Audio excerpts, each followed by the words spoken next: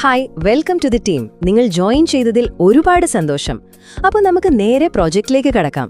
ഇതാണ് നമ്മുടെ college asset damage system. ഞാനിപ്പോൾ തരാൻ പോകുന്നത് ഇതിന്റെ കോഡ് ബേസിന്റെ ഒരു ക്വിക്ക് ടൂറാണ്, ഒരു ഹൈ ലെവൽ മാപ്പ് പോലെ. അപ്പോൾ നിങ്ങൾക്ക് പെട്ടെന്ന് കാര്യങ്ങളൊക്കെ പിടികിട്ടും അല്ലേ? ഇതാണ് നമ്മുടെ പ്ലാൻ. നമ്മൾ ആദ്യം പ്രോജക്റ്റിന്റെ ലക്ഷ്യം എന്താണെന്ന് നോക്കും, പിന്നെ കോഡ് ബേസ്, യൂസേഴ്സ്, കോൺഫിഗറേഷൻ, പ്രധാനപ്പെട്ട ചില പേജുകൾ, അങ്ങനെ പോയിട്ട് അവസാനം നിങ്ങൾക്ക് എവിടെ തുടങ്ങാമെന്നും ഞാൻ പറഞ്ഞുതരാം. റെഡിയല്ലേ? ശരി, അപ്പൊ ആദ്യം തന്നെ നമ്മൾ എന്തിനാണിത് ഉണ്ടാക്കുന്നത്? എന്താണ് നമ്മൾ സോൾവ് ചെയ്യാൻ പോകുന്ന പ്രോബ്ലം? ഒന്ന് ആലോചിച്ചു നോക്കിയേ. ഇപ്പൊ കോളേജിൽ ഒരു ചെയർ പൊട്ടി, അല്ലെങ്കിൽ ഒരു പ്രൊജക്ടർ കേടായി. ഇതെങ്ങനെയാ റിപ്പോർട്ട് ചെയ്യുന്നത്? ഒരു സിസ്റ്റം ഇല്ല. ചിലപ്പോ ഇമെയിൽ അയക്കും, ചിലപ്പോ വിളിച്ചു പറയും. ഇതൊക്കെ ട്രാക്ക് ചെയ്യാന്ന് പറഞ്ഞാൽ ഭയങ്കര തലവേദനയല്ലേ? അപ്പൊ നമ്മുടെ ഗോള് സിമ്പിളാണ്. ഈ ഒരു അലങ്കോലപ്പെട്ട റിപ്പോർട്ടിംഗ് സിസ്റ്റം മാറ്റിയിട്ട് സ്റ്റുഡൻസിനും ഫാക്കൽറ്റിക്കും അഡ്മിനും ഒക്കെ ഉപയോഗിക്കാൻ പറ്റുന്ന ഒരൊറ്റ ഡിജിറ്റൽ സിസ്റ്റം കൊണ്ടുവരണം. ഇതിന്റെ ഗുണം എന്താന്ന് വെച്ചാൽ റിപ്പോർട്ടുകൾ ട്രാക്ക് ചെയ്യാൻ എളുപ്പമാണ്, ഏറ്റവും അത്യാവശ്യമുള്ളതിന് പ്രയോറിറ്റി കൊടുക്കാം, സമയത്തിന് പരിഹരിക്കാം. ചുരുക്കി പറഞ്ഞാൽ കോളേജിന്റെ കാര്യങ്ങളൊക്കെ കുറച്ചുകൂടി സ്മൂത്ത് ആവും. നമ്മൾ ഏതൊരു പുതിയ പ്രൊജക്റ്റിൽ ജോയിൻ ചെയ്താലും ആദ്യം ചെയ്യേണ്ട കാര്യം എന്താ? അതിൻ്റെ ഫയൽ സ്ട്രക്ചർ മനസ്സിലാക്കുക എന്നുള്ളതാണ്. സത്യം പറഞ്ഞാൽ ഇത് നമ്മുടെ ആപ്ലിക്കേഷൻ്റെ ഒരു ബ്ലൂ പ്രിന്റ് പോലെയാണ്. അപ്പോൾ നമ്മുടെ സിസ്റ്റത്തിൻ്റെ ഒരു പ്രധാന ഘടന ഇങ്ങനെയാണ്. അസറ്റ്സ് എന്ന ഫോൾഡറിലാണ് നമ്മുടെ ആപ്ലിക്കേഷനെ അണിയിച്ചൊരുക്കുന്ന CSS, ജാവാസ്ക്രിപ്റ്റ് ഫയലുകളൊക്കെ ഉള്ളത്. കോമണിലാണെങ്കിൽ ഹെഡർ, ഫൂട്ടർ പോലെ എല്ലാ പേജുകൾക്കും പൊതുവായി വേണ്ട കാര്യങ്ങൾ വെച്ചിരിക്കുന്നു. ഇത് കോഡ് ആവർത്തിക്കുന്നത് ഒഴിവാക്കാൻ നമ്മളെ ഒരുപാട് സഹായിക്കും. പിന്നെ കോൺഫിഗ്, ഇതാണ് നമ്മുടെ engine room. Database connection, user login പോലുള്ള പ്രധാനപ്പെട്ട ലോജിക് എല്ലാം ഇവിടെയാണ്. പേജസിൽ ഓരോ തരം യൂസേഴ്സിനും, അതായത് അഡ്മിൻ, ഫാക്കൽറ്റി, സ്റ്റുഡൻറ്, ഇവർക്കെല്ലാം വേണ്ടിയുള്ള പേജുകൾ വെവ്വേറെയായിട്ട് വെച്ചിരിക്കുന്നു. അവസാനമായി index.php, ഇതാണ് നമ്മുടെ സിസ്റ്റത്തിലേക്കുള്ള പ്രധാന കവാടം, അതായത് ലോഗിൻ പേജ്. അപ്പോ കോഡിന്റെ ഘടന കണ്ടല്ലോ. ഇനി നമുക്ക് നോക്കാം ആരാണ് ഈ സിസ്റ്റം ഉപയോഗിക്കാൻ പോകുന്നതെന്ന്. നമുക്ക് 3 തരം യൂസേഴ്സ് ആണ് ഇതിലുള്ളത്. ഈ റോളുകളെ ബേസ് ചെയ്തിട്ടാണ് നമ്മുടെ ആപ്ലിക്കേഷന്റെ വർക്കിങ്ങും പെർമിഷൻസും ഒക്കെ സെറ്റ് ചെയ്തിരിക്കുന്നത്. ഇത് നോക്കിയേ, നമ്മുടെ ഡേറ്റാബേസിൽ തന്നെ ഇത് എത്ര ക്ലിയർ ആയിട്ട് ഡിഫൈൻ ചെയ്തിട്ടുണ്ടെന്ന്. യൂസേഴ്സ് ടേബിളില് റോൾ എന്നൊരു കോളം കണ്ടോ? അതൊരു ഈനിയമാണ്. അതായത് സ്റ്റുഡന്റ്, ഫാക്കൽറ്റി, അഡ്മിൻ, ഈ 3 വാല്യൂസ് മാത്രമേ അതിൽ വരാൻ പറ്റൂ. നമ്മുടെ സിസ്റ്റത്തിലെ പെർമിഷനുകളുടെ എല്ലാം ബേസ് ഇതാണ്. ഓക്കെ, അപ്പോൾ ഓരോരുത്തർക്കും ഓരോ ജോലിയാണ്. അഡ്മിൻ, അവർക്ക് ഫുൾ കൺട്രോളാണ്, സിസ്റ്റം മൊത്തം മാനേജ് ചെയ്യുന്നത് അവരാണ്. ഫാക്കൽറ്റി ആണെങ്കിൽ അവർക്ക് അസൈൻ ചെയ്തിട്ടുള്ള റൂമുകളിലെ റിപ്പോർട്ടുകൾ നോക്കാനും സ്റ്റാറ്റസ് മാറ്റാനും പറ്റും. ഇനി സ്റ്റുഡൻസ്, അവരാണ് ശരിക്കും ക്യാമ്പസിലെ നമ്മുടെ കണ്ണും കാതും. പുതിയ ഡാമേജസ് സിസ്റ്റത്തിലേക്ക് വരുന്നത് അവരിലൂടെയാണ്. അപ്പോ അഡ്മിൻ എന്തൊക്കെ ചെയ്യാൻ പറ്റും? യൂസേഴ്സിനെ മാനേജ് ചെയ്യാം, റൂംസ്, അസറ്റ്സ്, എല്ലാ റിപ്പോർട്ടുകളും കാണാം, അങ്ങനെയെല്ലാം. നമ്മൾ നേരത്തെ കണ്ട /pages, /admin, /folderലെ ഫയലുകളാണ് ഇവർക്ക് ഈ സൂപ്പർ പവർ കൊടുക്കുന്നത്. സിസ്റ്റത്തിന്റെ ഗോഡ് മോഡ് എന്ന് വേണേ പറയാം.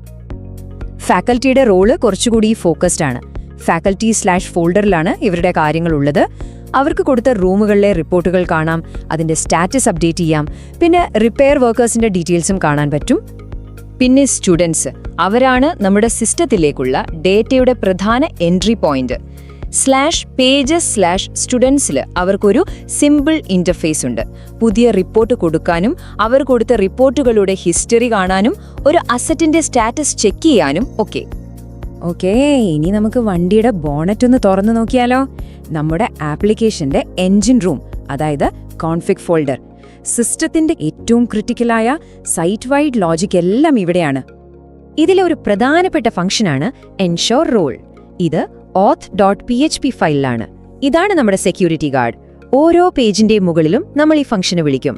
അപ്പോൾ ഈ ഫംഗ്ഷൻ ചെക്ക് ചെയ്യും ശരിയായ ആള് തന്നെയാണോ ഈ പേജ് ആക്സസ് ചെയ്യുന്നതെന്ന്. അതായത് ഒരു സ്റ്റുഡന്റ് അഡ്മിൻ പേജ് കാണാൻ ശ്രമിച്ചാൽ ഈ ഫംഗ്ഷൻ അവരെ ബ്ലോക്ക് ചെയ്യും. അത്രയുള്ളൂ. അതുപോലെ db.php, ഈ ഒരൊറ്റ ഫയലാണ് നമ്മുടെ ഡേറ്റാബേസുമായുള്ള കണക്ഷൻ മൊത്തം മാനേജ് ചെയ്യുന്നത്. ഇതിന്റെ ഗുണം എന്താന്ന് വെച്ചാൽ, നാളെ നമുക്ക് ഡെവലപ്മെന്റിൽ നിന്ന് പ്രൊഡക്ഷനിലേക്ക് മാറുമ്പോൾ ഡേറ്റാബേസ് ഡീറ്റെയിൽസ് മാറ്റണമെങ്കിൽ ഈ ഒരൊറ്റ ഫയലിൽ മാറ്റം വരുത്തിയാൽ മതി. വളരെ എളുപ്പമാണ്. ശരി, അപ്പോൾ കോൺഫിഗ് ഫയലുകൾ വിട്ട് നമുക്ക് കുറച്ചുകൂടി യൂസർ ഫേസിംഗ് കാര്യങ്ങളിലേക്ക് വരാം. അതായത് നമ്മുടെ പ്രധാനപ്പെട്ട പേജുകളും യൂട്ടിലിറ്റികളും. ഇവിടെയാണ് ശരിക്കും ആക്ഷൻ നടക്കുന്നത്. ഒരു ഉദാഹരണം പറയാം. അഡ്മിന്റെ ഡാഷ്ബോർഡ്, ഇതൊരു കീ പേജാണ്. സിസ്റ്റത്തിലുള്ള എല്ലാ ഡേറ്റയുടെയും ഒരു ബേർഡ്സ് ഐ വ്യൂ ഇവിടെ കിട്ടും. ഇപ്പോ ഈ സ്ക്രീനിൽ കാണുന്ന 5 എന്ന നമ്പർ കണ്ടില്ലേ? അതിന്റെ അർത്ഥം ഇപ്പോൾ പരിഹരിക്കാനായി 5 റിപ്പോർട്ടുകൾ ഓപ്പണായി കിടക്കുന്നുണ്ട് എന്നാണ്. ഇത് കാണുമ്പോഴേ അഡ്മിന് ഒരു ഐഡിയ കിട്ടും എത്രത്തോളം പണി ബാക്കിയുണ്ടെന്ന്. ഡാഷ്ബോർഡില് ഇതുപോലെ ഒരു ടേബിൾ ഉണ്ടാവും. ഏറ്റവും പുതിയ റിപ്പോർട്ടുകളൊക്കെ ഇവിടെ ലിസ്റ്റ് ചെയ്യും. അപ്പോൾ അഡ്മിന് പെട്ടെന്ന് പ്രയോറിറ്റൈസ് ചെയ്യാൻ പറ്റും. ദേ ഇവിടെ നോക്കിയേ, ഈ പ്രൊജക്ടറിന് ക്രിട്ടിക്കൽ പ്രയോറിറ്റിയാണ്. അപ്പൊ സ്വാഭാവികമായും അതിനായിരിക്കും ആദ്യ പരിഗണന കൊടുക്കുക. അതാണ് ഇതിന്റെ ഒരു യൂസ്. ഇനി പേജുകൾ മാത്രമല്ല, നമുക്ക് കുറച്ച് പവർഫുൾ ആയിട്ടുള്ള യൂട്ടിലിറ്റി ഫയലുകളും ഉണ്ട്. അതായത് കോർ ബിസിനസ് ലോജിക്. ഒരു പ്രത്യേക പേജിൽ ഒതുങ്ങാത്ത പലയിടത്തും ആവശ്യമുള്ള കോഡുകളൊക്കെ നമ്മൾ ഇതുപോലുള്ള യൂട്ടിലിറ്റി ഫയലുകളിലാണ് വെക്കുന്നത്. ഈ ഇസ് റൂം എക്സാം റെഡി എന്ന ഫംഗ്ഷൻ അതിനൊരു പെർഫെക്റ്റ് ഉദാഹരണമാണ്. ഒരു റൂം എക്സാമിന് റെഡിയാണോ എന്ന് ചെക്ക് ചെയ്യുന്ന ഒരു ഫംഗ്ഷനാണിത്. അത് വെറുതെ ചെക്ക് ചെയ്യല്ല, ആ റൂമിലെ എല്ലാ ആസറ്റുകളും വർക്കിംഗ് ആണോ, എന്തെങ്കിലും ക്രിട്ടിക്കൽ റിപ്പോർട്ടുകൾ ഓപ്പൺ ആയിട്ടുണ്ടോ എന്നൊക്കെ പല കാര്യങ്ങൾ നോക്കിയിട്ടാണ് ഒരു തീരുമാനമെടുക്കുന്നത്. ഇത് വളരെ പ്രധാനപ്പെട്ട ഒരു ബിസിനസ് ലോജിക്കാണ്. ഭാവിയിൽ നമ്മൾ ഇതിലായിരിക്കും കൂടുതൽ വർക്ക് ചെയ്യുക. അപ്പോൾ നമ്മുടെ ഈ ക്വിക്ക് ടൂർ ഏകദേശം കഴിഞ്ഞു.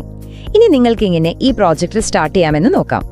എവിടെ നിന്ന് തുടങ്ങണം എന്നതിനെക്കുറിച്ച് ഞാൻ ചില ഐഡിയകൾ തരാം. അപ്പോൾ നിങ്ങളുടെ ഫസ്റ്റ് സ്റ്റെപ്സ് ഇതാണ്. 1, അഡ്മിൻ ഡാഷ്ബോർഡ് പോയി നോക്കുക. ഡേറ്റ ഫ്ലോ എങ്ങനെയാണെന്ന് മനസ്സിലാക്കാൻ ശ്രമിക്കുക. 2, ഒരു സ്റ്റുഡന്റ് പുതിയ റിപ്പോർട്ട് സബ്മിറ്റ് ചെയ്യുന്ന ഫ്ലോ, അതായത് റിപ്പോർട്ട് new.php മുതൽ ഡേറ്റാബേസ് വരെ ഒന്ന് ട്രേസ് ചെയ്തു നോക്കുക. 3, റൂം utils.php എന്ന ഫയല് ഒന്ന് വായിച്ചു നോക്കുക. അപ്പോൾ നമ്മുടെ കോർ ബിസിനസ് ലോജിക്കിനെ കുറിച്ച് നല്ലൊരു ഐഡിയ കിട്ടും.